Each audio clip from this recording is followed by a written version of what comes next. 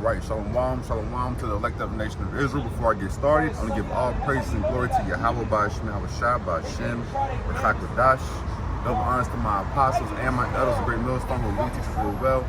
Loving us, my fellow I can push the word in true faith and sincerity across the four corners. Shalom, peace and blessings to you sincere listeners and you sincere subscribers of the Men and Doctrine Great Millstone.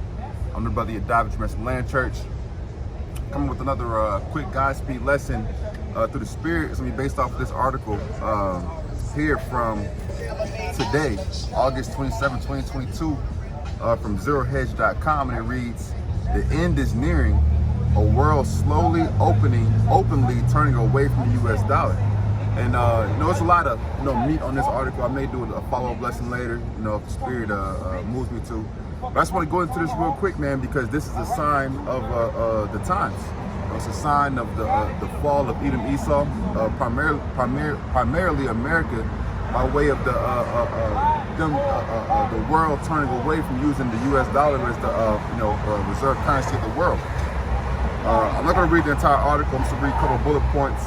Like I said, the title of the article, "The End is Nearing, a World Slowly Openly Turning Away from the U.S. Dollar."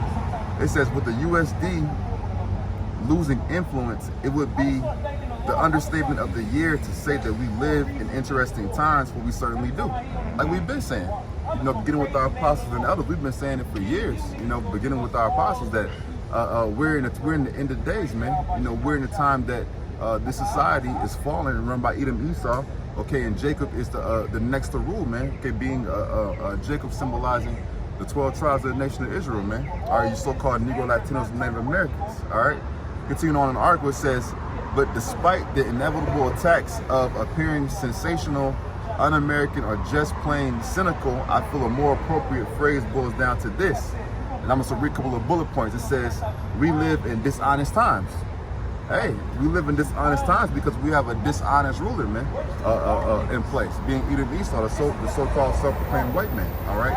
And it's confederates of the heathens, okay, being the other nations that are not of the stock and lineage of Abraham, Isaac, and Jacob, going down to the 12 tribes, being, like I said, you so-called Negro, Latinos, and Native Americans, okay, and the wicked 2/3 of our people, man, who are put in high places because folly is set in great dignity, man, all right? It says, the new normal, openly dishonest. It says a history of fibbing, going to the lies that Edom Esau has pushed throughout the four corners. It says setting the stage or narrative for a Fed pivot, because through the Federal Reserve, they have the ability to print and destroy, inflate and deflate the currency systems.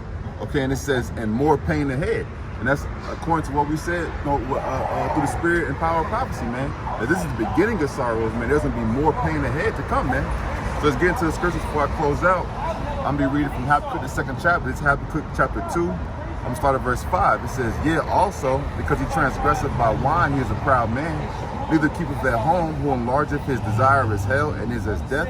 It cannot be satisfied, but gathereth unto him all nations, and heapeth unto him all people." Going to Edom Esau, man. Okay, and he does this in various ways. But one way that he controls the masses and resources of the earth is by the power of the dollar, man, in which that power and that influence is quickly falling. Okay, verse 6. "Shall not all these take up a parable against him, and a taunting proverb against him, and say, Woe to him that increaseth that which is not his, how long? And to him that ladeth himself with thick clay." And we know that thick clay goes to Abachit, going to that debt. Okay, but he's using all these services and pulling all these levers, like the Wizard of Oz, okay, to heap unto himself all nations and people, like we said, resources, man.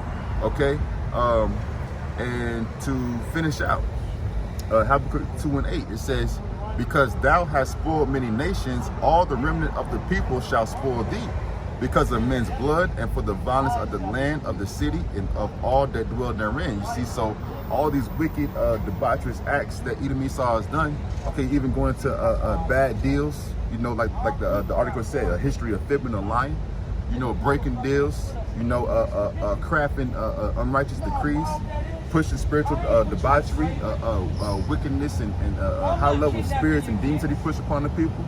Edom Esau become a spoil, man, very, very soon, Lord willing, man, through the Spirit, power, and mercy of Yahweh, Shema, and Shai. So I'm in lesson off there. Lord willing, be edified. Once again, before I close out, I want to give all praises and glory to Yahweh, Ba'ashim, Yahushai, Ba'ashem, Hakadash. Double honors to my apostles and my elders of great millstones who lead teaching you well.